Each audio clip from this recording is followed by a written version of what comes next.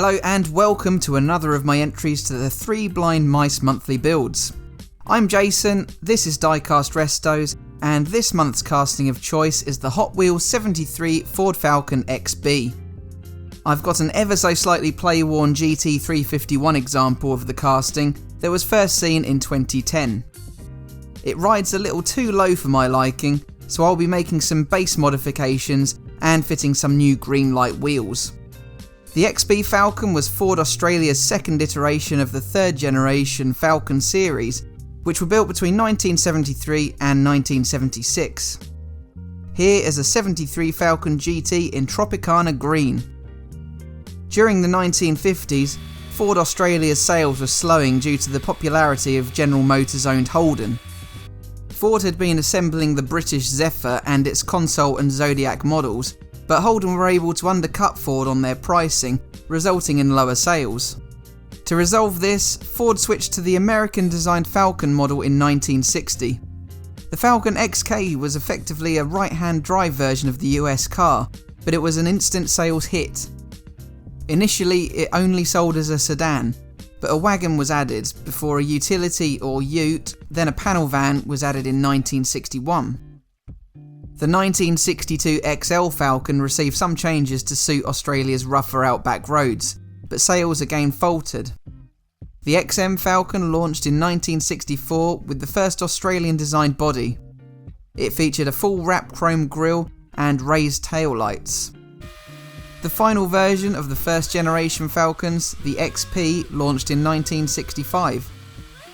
Structural rigidity was added to the subframe, which improved the public's opinion of the Falcon being flimsy. Ford additionally introduced the Fairmont line, a high-end version of the Falcon aimed to directly compete with Holden's Premier. Here you can see I'm cutting away at the base to allow the axles to sit lower and thus raise the ride height, ready for some chunkier green light tyres. The second generation Falcon launched in 1966, based on the third generation US Falcon. The XR was the first Falcon to feature a V8 and was an option across all levels of trim.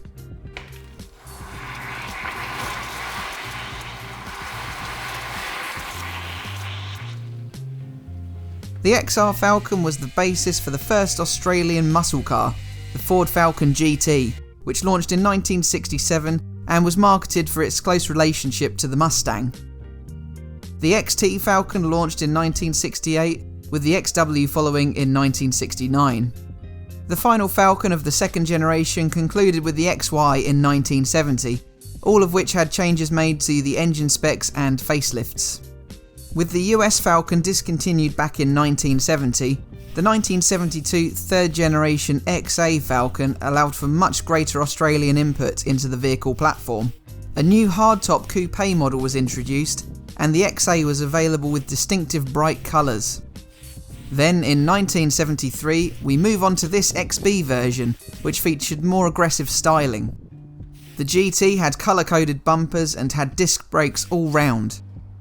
Early XB GTs were fitted with the US-built 351 cubic inch V8, and the trim was painted a contrasting colour to the body around the wheel arches and valance.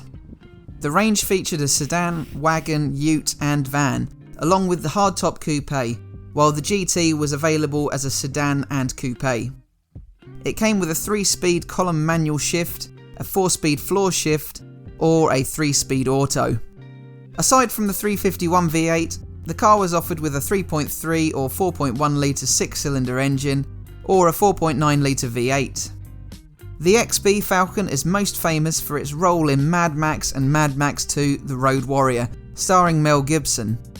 The customised XB hardtop, known as the Pursuit Special, was a fully blacked out and hugely customised version of the Falcon. I would put my house on at least one of the builders in this month's build-off to do a replica of the Pursuit Special, or at least a variation on it. Me though, I, as you can see, am painting mine green, sort of trying to match the Tropicana green from the earlier picture. Using black paint, you can see here I've been painting the normally white dog, I coat the plastic interior and base. This will make it much easier to detail the grille, tail lights and chrome up the bumpers.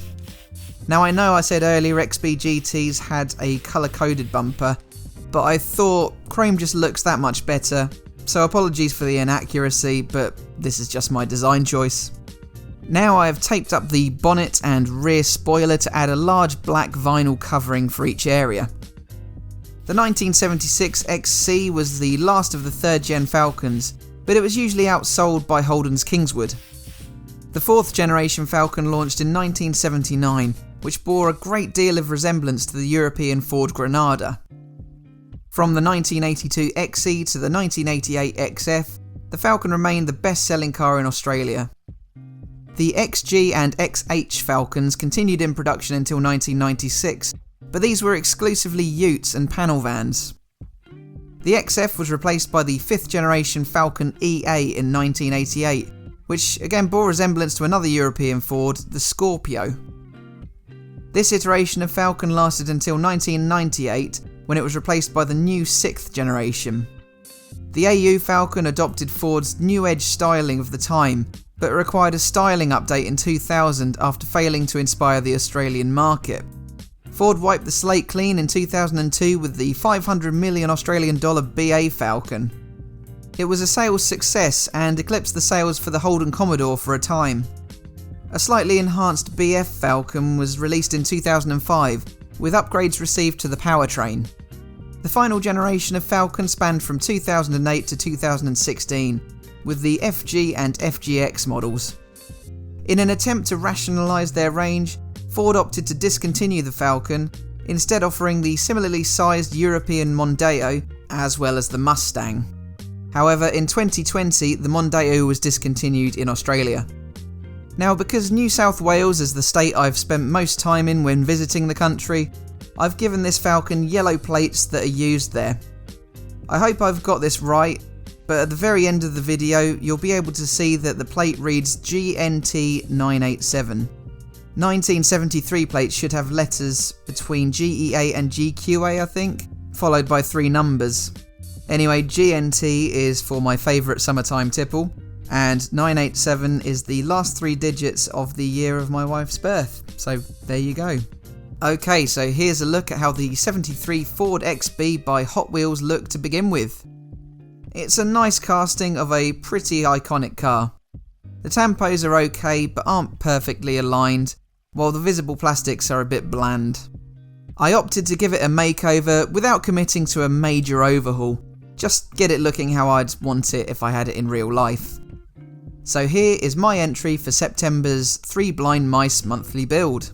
First up, the green light wheels, which I have used before, but suit the stock wheels you'd so often see on the XB. I've added in the vinyl stripes and black rear spoiler, and the wheel arches are now linked with the black valances. Chrome has gone on the door handles, door locks and rear bumper, while providing the base for the tail lights. The fuel filler cap has also been chromed, and at the front, the bumper, lights and grille surround have received it too. The plates are in New South Wales yellow. Be sure to take a closer look at the very end of the video. I'm really happy with how the green metallic XB Falcon has turned out, and I'm excited to see what the other builders have come up with. Be sure to check out their videos, and be sure to leave a like and leave a comment below. Check out my Patreon and Instagram for all the latest updates, and that just leaves me to say thanks very much for watching, and I'll see you again for the next one. Bye for now.